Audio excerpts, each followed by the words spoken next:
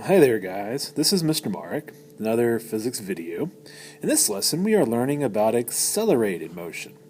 Accelerated motion means that an object is changing its velocity. So we say that an object is accelerating when its velocity is changing over time. Remember, velocity is the change in position over time, so accelerated motion means that the change in something is changing, which is what kind of makes accelerated motion kind of complicated and difficult. Now, there's three ways that you can accelerate. Most people think of number one, speeding up, but slowing down is also accelerating. Remember, accelerating just means the velocity is changing over time. And then changing directions is also a way that you can accelerate. But we're going to set the changing direction part on the back burner, and we're going to focus on that specifically later. But right now we're just going to focus on those first two ways that an object can accelerate. So our definition of acceleration, which we'll give the symbol A, is the rate of change in velocity over time. So again, it's the rate of change in a rate of change. So it's like two rates of change. And so that's kind of what makes this complicated, which is why we use graphs and pictures and things like that to understand it. To write a simple equation, it would look like that.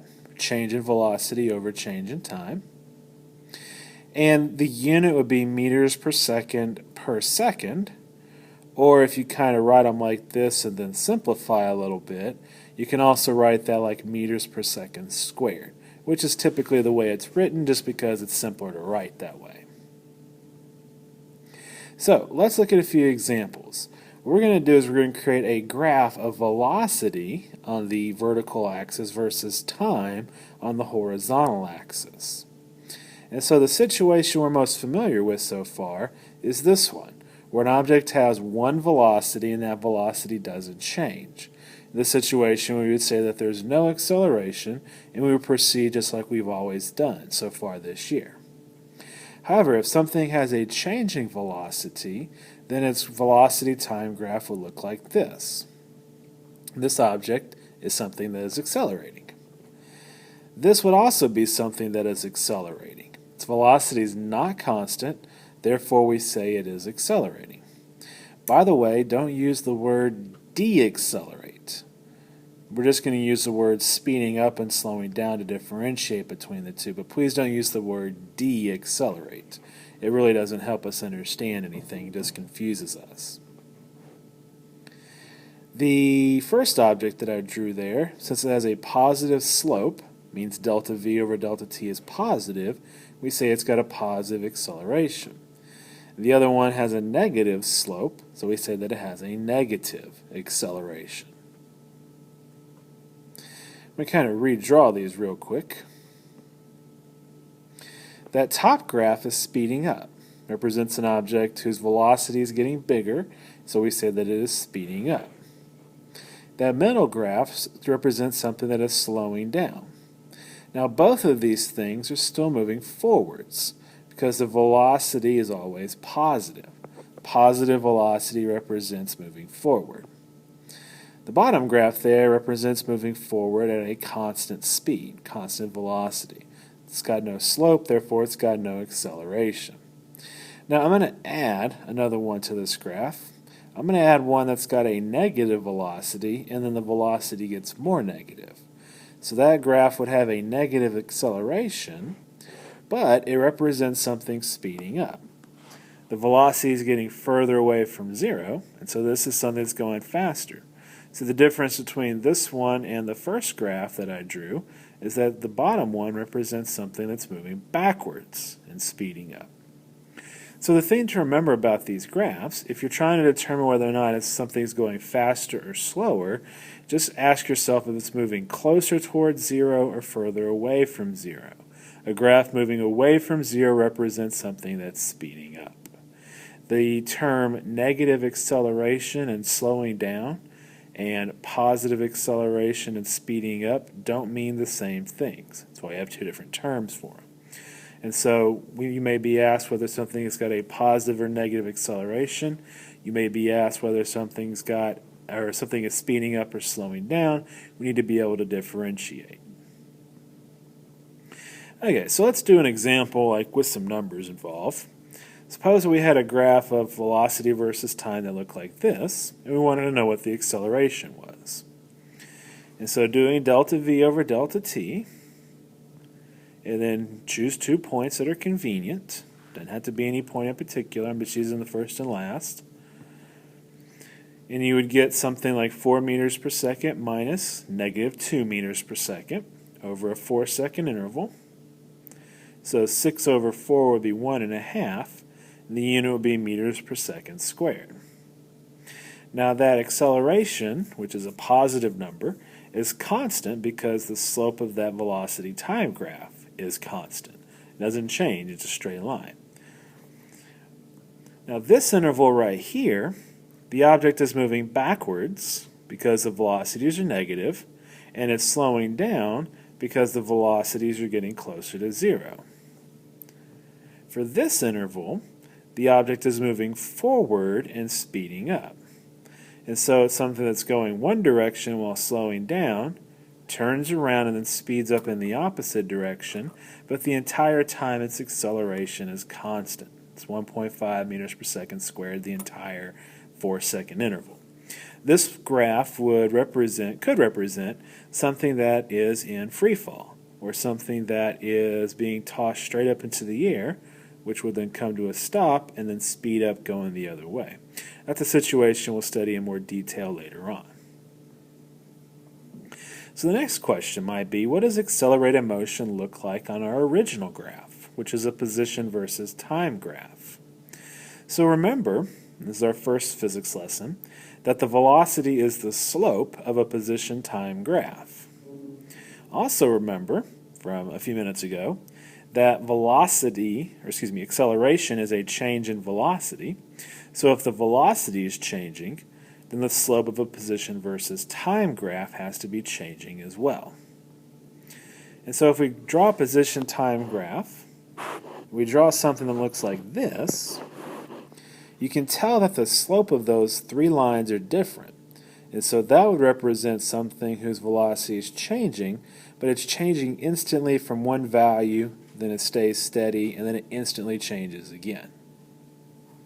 Accelerated motion, on the other hand, is a smooth change over time. And so if you just kind of smooth that out into a curve, it will look like that. This represents something where the velocity is gradually changing over time, which is what acceleration means. So kind of redrawing a graph that looks like that. If we wanted to figure out what the acceleration was for this graph, or figure out if it's speeding up or slowing down, the trick is to take our curve and make it into a couple of straight lines.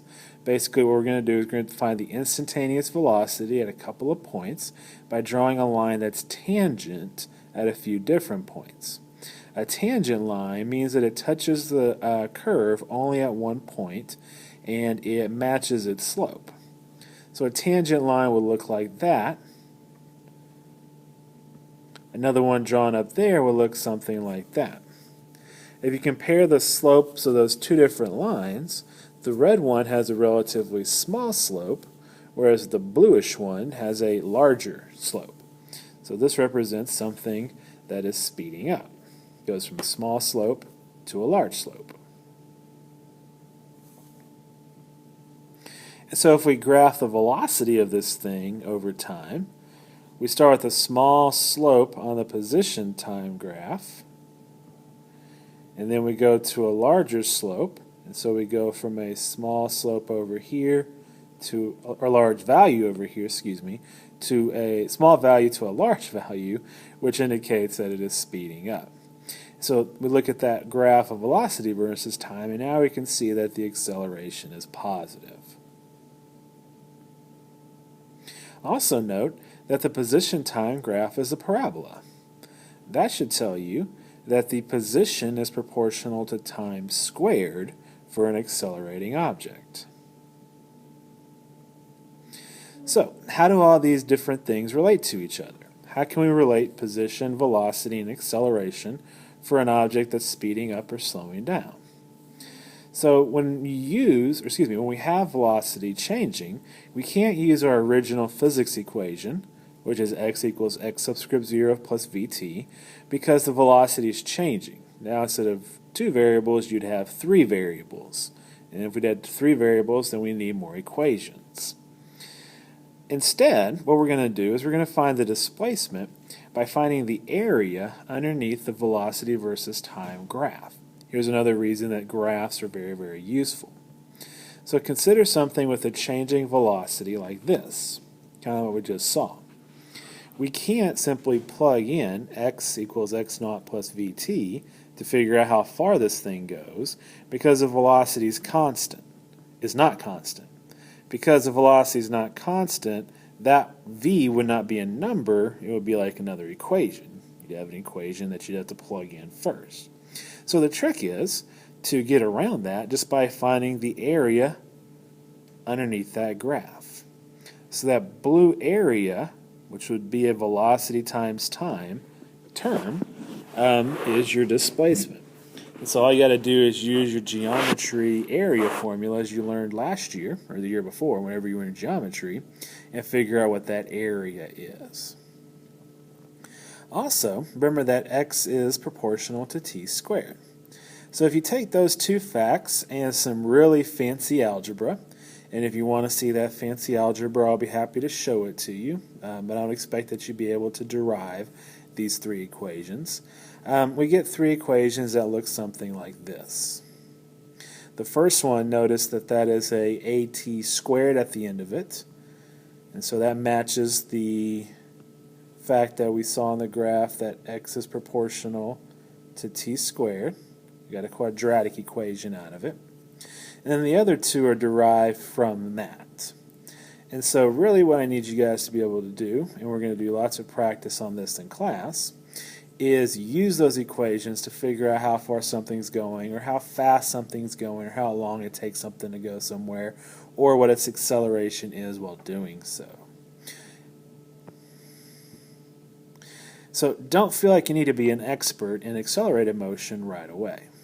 We're going to do lots of practice in class, but it is important before we start doing that we do have some basic ideas about what acceleration means. Remember, acceleration is basically a change in velocity over time. If we can remember that basic definition, and then remember when acceleration is positive and negative, when things are speeding up or slowing down and which way they're going, from a velocity time graph or a position time graph, and then eventually be able to find the acceleration from position time graphs, and then apply those 3 equations and the fact that the area of a velocity time graph will tell you the displacement. Those are the things we need to be able to do, and so those are the things we'll be practicing in class. And so be sure that you come with any questions or clarifications that you need from this video, and be ready to do more practice in class. Bye-bye now.